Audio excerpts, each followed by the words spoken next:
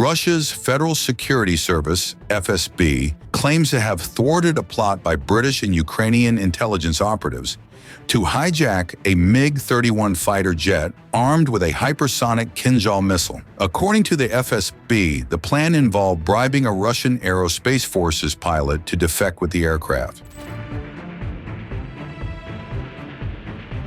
Russia's twin-seater beast MiG-31, the world's fastest combat aircraft in active service, has been used by Putin's forces against Ukraine since the full-scale invasion began to target the key infrastructures. To catch up with Russia's hypersonic missile technology, NATO nations and Ukraine reportedly orchestrated a bold operation. Russia's Federal Security Service, FSB, claims that British and Ukrainian intelligence agents sought to bribe a Russian pilot into defecting with a MiG-31 fighter jet equipped with the advanced Kh-47M2 Kinzhal missile. The plan, according to the FSB, was aimed at seizing the aircraft and its hypersonic payload to gain strategic insights into Russia's cutting-edge weapons technology.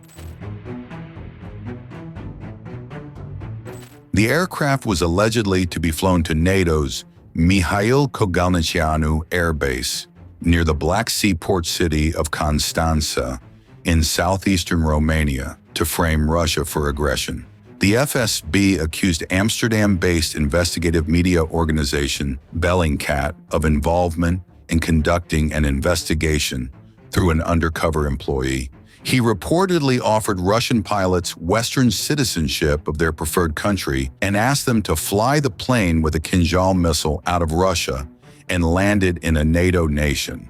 After the MiG-31 commander refused, suspecting a setup, the conspirators approached another aviator with a $3 million offer and citizenship in the country of his choice if he carried out the hijack plan. Russian officials claim the plan included killing the pilot mid-operation, either poisoning his oxygen mask or breaking the MiG-31 cockpit partition. Hear what the pilot, who was allegedly offered $3 million to hijack the MiG-31, has to say. Sergei wanted to compromise me in order to later use it in the interests of intelligence. There was the issue of paying me a reward for allegedly passing on military information. At the same time, the money was supposed to be transferred to my personal bank card. In the event of a successful hijacking of the plane, I was offered a sum of $1 million. Later, in the case of delivering the plane with a Kinzhal missile, the amount was increased to $3 million. I was also offered citizenship of a Western country. I explained that I did not have sufficient skills to land a MiG-31 aircraft on my own.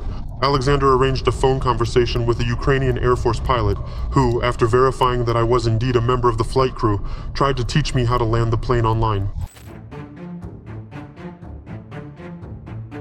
After uncovering and foiling the plot, the Russian Aerospace Forces deployed MiG-31 jets and fired Kinzhal hypersonic missiles at a major Ukrainian military intelligence facility in Brovary in retaliation.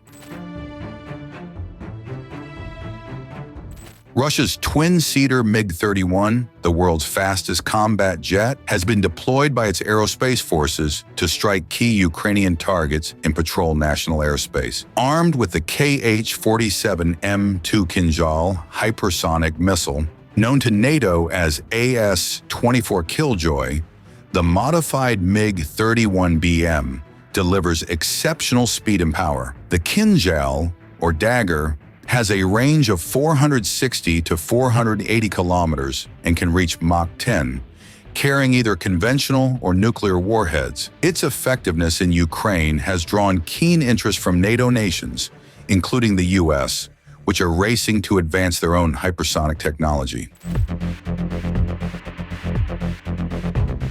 Lagging behind Russia in hypersonic missile technology, Western nations are seeking ways to acquire a Kinzhal missile to study its design and systems. Access to the weapon could help NATO countries accelerate their own hypersonic programs and develop countermeasures. The key areas of interest of these nations are to study Kinzhal's guidance system, homing tech, satellite navigation, and inertial control systems. The FSB has repeatedly claimed to have foiled such attempts, including hijack plots in June 2022 and July 2024 by Western and Ukrainian intelligence operatives.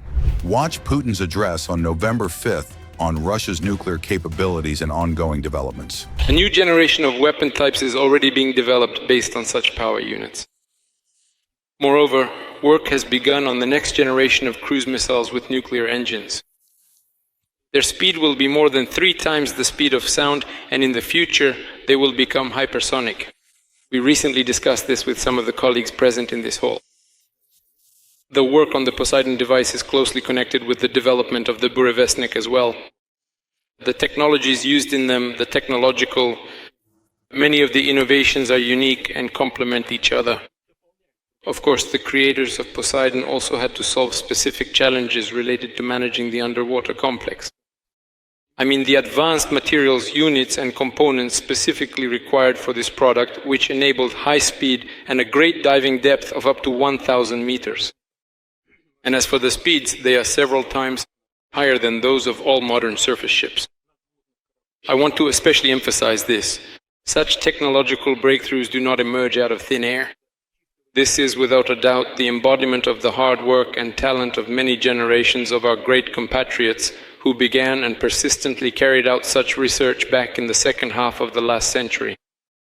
And of course, your success in creating other highly complex systems like Brovary and Poseidon are evidence of the enormous potential and capabilities of our modern science, universities and educational institutions, general education schools, industry and the economy as a whole. I would like to note, and this is important as I have already mentioned, it is especially important that only domestically produced materials are used in Brovary and Poseidon. Thanks to broad cooperation, and I want to emphasize this once again, thousands and thousands of people and specialists have created a true treasure trove of new materials, technologies, unmanned systems, software and digital solutions and components for the element base. Their application will allow us to achieve breakthroughs not only in the defense industry, but also in many civilian sectors as we implement a whole range of priority national projects and programs, including in small nuclear energy, in the creation of power plants for the Arctic zone, and in the exploration of both deep and near space. This includes providing energy for a space transport ship designed to carry heavy cargo, which we are currently developing and working on, as well as for a future station on the moon. The new principles and algorithms of Poseidon will provide a significant boost to the advancement of unmanned vehicles, furthering shipbuilding, navigation systems, and autonomous shipping, including in the Arctic during the development of the Trans-Arctic Transport Corridor and other routes. The compact size, weight, and volume of the developed nuclear installations, along with their safety and reliability, make it possible to flexibly use them in creating energy sources for the extraction of mineral resources in hard-to-reach areas, including the Arctic shelf, for providing light and heat to remote territories and settlements, and for increasing the efficiency of underwater expeditions in the exploration of the world ocean. As for the component base and the electronic systems of Brovary and Poseidon, they will be used in the creation of powerful computers and in the development of digital infrastructure, as well as in control and communication systems. Let me repeat. A tremendous foundation for the future has been created, and we will definitely continue to move forward. I know that you are already carrying out this work, not just in your plans, but also in your calculations, blueprints, on test benches and ranges, developing a new generation of weapons and equipment. I wish you success in tackling the most challenging tasks. I know I am absolutely certain that you and your colleagues are ready for this. Dear friends, our country does not threaten anyone. Russia, like all other nuclear powers, is developing its nuclear potential, developing its strategic capabilities. Everything we are talking about now is work that was announced long ago. All our plans for creating advanced weapon systems, for developing the defense industry, for equipping the Russian army and navy with modern technology and weaponry are being fulfilled. I am referring to the creation and deployment on combat duty of the latest avant-garde strategic missile system.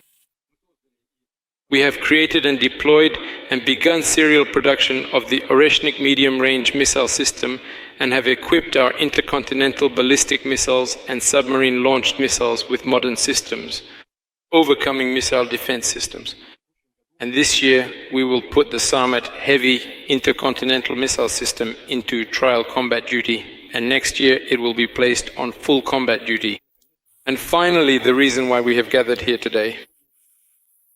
Finally, Russia is acquiring both the Burevestnik cruise missile with unlimited range and the Poseidon unmanned underwater vehicle, both equipped with nuclear power units. All our plans are being fulfilled. They are being fulfilled thanks to people like you, your colleagues, the teams of design bureaus, industrial enterprises, scientific centers, thanks to the workers, engineers, scientists, professors of our universities, true patriots who faithfully serve the motherland and our cause. Thank you very much.